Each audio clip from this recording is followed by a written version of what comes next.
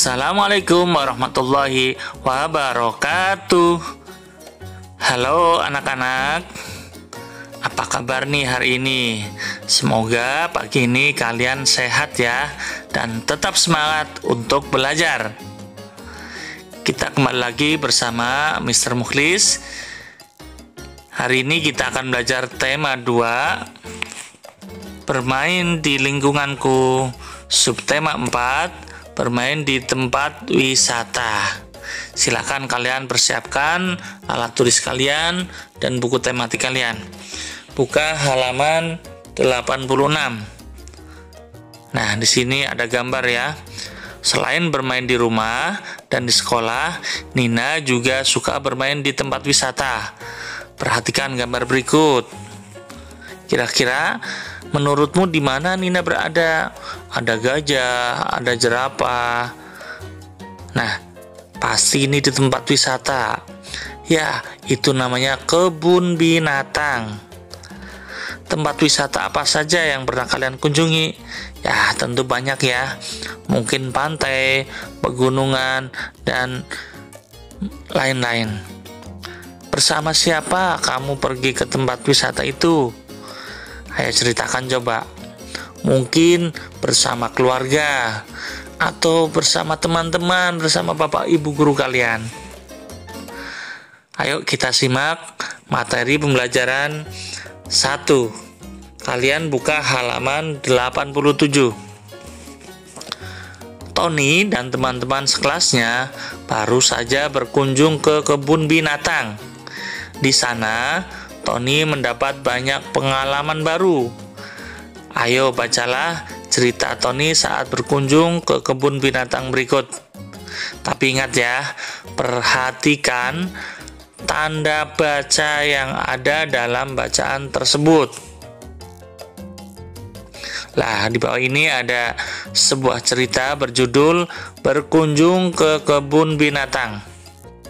Pada hari Sabtu, Tony dan teman sekelasnya berkunjung ke kebun binatang. Mereka didampingi oleh Pak Guru. Hari itu sangat panas. Tony mengajak Adi membeli minuman dingin yang dijual di sana. Setelah itu, mereka masuk ke dalam areal kebun hewan. Mereka melihat berbagai binatang. Mereka mendengarkan penjelasan Pak Guru tentang hewan-hewan yang ada di sana. Setelah acara kunjungan selesai, mereka bersiap untuk pulang. Tony dan teman-teman merasa senang karena mereka mendapat pengetahuan baru. Nah, anak-anakku, dalam cerita tersebut terdapat tanda baca dan ejaan berupa tanda koma. Tahu tanda koma? Ya, ada juga tanda titik dan huruf kapital. Perhatikan cara penggunaan tanda baca berikut. Ya, coba kita perhatikan ada tanda koma. Apa fungsi dari tanda koma? Ya, tanda koma digunakan untuk merinci. Contoh nih, ibu membeli mangga, koma, jeruk, koma, dan alpukat di pasar. Lah, mangga, jeruk, dan alpukat itu untuk merinci kata tersebut. Ada mangga, jeruk, dan alpukat. Itu ditandai dengan tanda koma. Fungsi tanda koma yang kedua adalah tanda koma digunakan untuk memisahkan kalimat setara. Contoh, Tony ingin ke rumah Nina, tetapi hujan. Nah, itu namanya kalimat setara ya. Kemudian tanda titik. Fungsinya adalah pertama, tanda titik digunakan untuk mengakhiri kalimat berita. Contoh, hari sudah sore, waktunya pulang. Nah, diakhiri dengan tanda titik karena kalimat tersebut merupakan kalimat berita. Kemudian fungsi kedua adalah tanda titik digunakan untuk menuliskan nilai uang. Contoh, pensil yang diberi Andi harganya Rp2.500. Nah, setelah menulis nilai uang itu namanya nilai uang ya. Itu diakhiri dengan tanda titik. Kemudian selanjutnya huruf kapital. Fungsinya adalah satu huruf kapital untuk awal kalimat. Contoh, cuaca hari ini sangat cerah. Nah, kata cuaca yang di awal kalimat itu berhuruf C, maka huruf C-nya menggunakan huruf kapital atau sering kita kenal dengan huruf besar. Kemudian yang kedua, huruf kapital untuk penulisan nama orang, hari, bulan, dan agama. Contoh, bulan Maret lalu Dimas dan Nina membeli buku. Nah, kata Maret ya, huruf M-nya pertama itu diawali dengan huruf kapital, M-nya besar itu. Lalu ada kata Dimas. Nah, Dimas itu nama orang, makanya di awal kata hurufnya menggunakan huruf kapital. Lah, huruf D itu huruf kapital. Dan Nina, Nina itu nama orang, maka huruf pertamanya harus menggunakan huruf kapital. Kemudian contoh yang kedua, hari ini adalah hari Jumat. Mana coba yang menggunakan huruf kapital? Ya, kata Jumat, karena Jumat itu adalah nama hari, maka huruf pertamanya harus menggunakan huruf kapital. Bagaimana anak-anakku? Paham kan? Kita masih lanjutkan halaman 88. Ayo berhitung. Kamu sudah mempelajari perkalian dengan bilangan 1. Bagaimana jika membagi bilangan dengan 1? Perhatikan uraian berikut. Petugas kebun binatang akan memberi makan jerapah. Petugas menyediakan 3 ikat dedaunan. Seluruhnya akan diberikan ke 1 kandang jerapah. Artinya 3 ikat dibagikan untuk 1 kandang. Dapat ditulis 3 dibagi 1. 1 itu 1 kandang tadi. Kemudian pertanyaannya, berapa ikat dedaunan untuk 1 kandang jerapah? Nah, kita bisa menulisnya dengan 3 dibagi 1 sama dengan 3 dikurang 1 dikurangi 1 dikurangi 1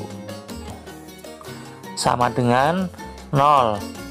Ada 3 kali pengurangan. Jadi 3 dibagi 1 sama dengan 3. Nah, kesimpulannya begini. Jika suatu bilangan dibagi dengan 1, hasilnya adalah bilangan itu sendiri. Seperti contoh tadi di atas, 3 dibagi 1 sama dengan bilangan itu sendiri, yaitu angka 3. Sama 10 dibagi 1, 10. 70 dibagi 1, 70. 100 bagi 1, 100. Atau mungkin 1000 dibagi 1, ya 1000. Anak-anakku, kita lanjutkan. Silakan simak halaman 89. Sekarang bagaimana jika membagi dengan bilangan yang sama? Perhatikan uraian berikut. Ada 4 keranjang rumput. Rumput itu akan dibagikan kepada 4 kandang rusa sama banyak. Bentuk pengurangan berulang, 4 dikurang 4 sama dengan 0. Ada 1 pengurangan sampai habis. Artinya 4 dibagi 4 sama dengan 1.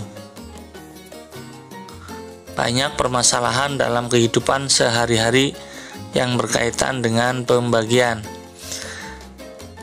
Intinya, hasil pembagian suatu bilangan dengan bilangan yang sama adalah 1. Seperti contoh di atas tadi, 4 dibagi 4, 1. 10 bagi 10, bilangan yang sama, hasilnya 1. 50 dibagi 50, sama dengan 1. 100 dibagi 100, sama dengan 1. Atau bahkan misalnya 1000 dibagi 1000, ya hasilnya 1000. Perhatikan contoh berikut. Pada saat berwisata ke kebun binatang, jumlah siswa dan guru ada 40 orang. Mereka akan dibagi ke dalam 5 mobil sama banyak. Berapa banyak penumpang di setiap mobil?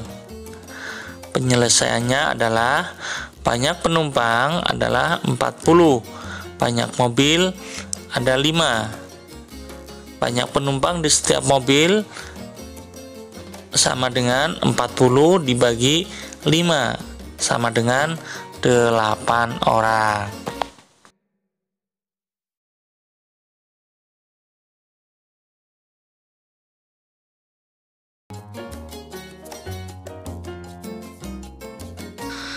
Ayo berkreasi. Kita perhatikan halaman 89. Kita simak ya. Nina dan Adi sangat senang. Mereka akan bermain ke taman bermain. Ibu menyiapkan bekal makanan. Ibu ingin membuat puding jeruk. Sekarang ibu akan membuat wadah-wadah dari daun pisang. Wadah itu akan digunakan untuk kue. Adi dan Nina ingin membantu ibu. Ayo membuat wadah dari daun pisang. Ikuti langkah-langkah berikut. Lakukan bersama temanmu. Hati-hati saat menggunakan alat-alat.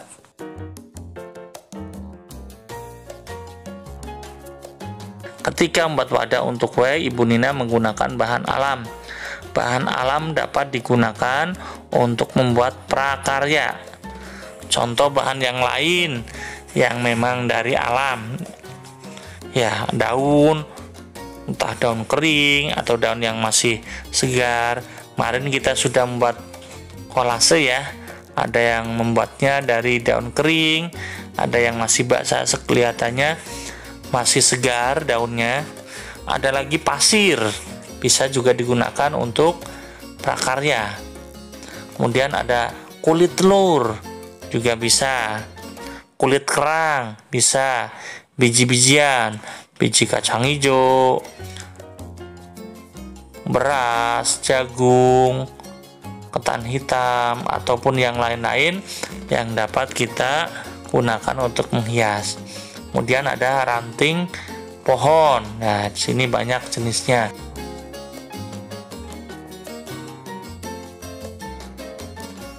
Anak-anakku, silakan kalian lanjutkan. Ayo berlatih halaman 91. Di situ ada 5 nomor. Silakan kalian kerjakan sendiri. Dan jawaban langsung ditulis di buku tematik. Refleksi, apakah hari ini aku bisa membaca cerita dengan memperhatikan fungsi tanda baca dan ejaan? Yang kedua, apakah aku bisa menentukan pembagian dengan bilangan 1, menentukan pembagian bilangan yang sama, dan menyelesaikan soal cerita pembagian? Ya, tadi sudah kita bahas bersama. Yang terakhir, apakah aku bisa mengidentifikasi bahan alam yang dapat digunakan untuk karya seni serta membuat karya seni dari bahan alam berupa daun kering? Alhamdulillah, hari ini pembelajaran telah selesai. Semoga kalian dapat memahaminya dengan baik dan bisa mengerjakan. Oke, kita ketemu lagi di pembelajaran berikutnya. Dari Mister ucapkan alhamdulillahirabbil alamin. Wassalamualaikum warahmatullahi wabarakatuh.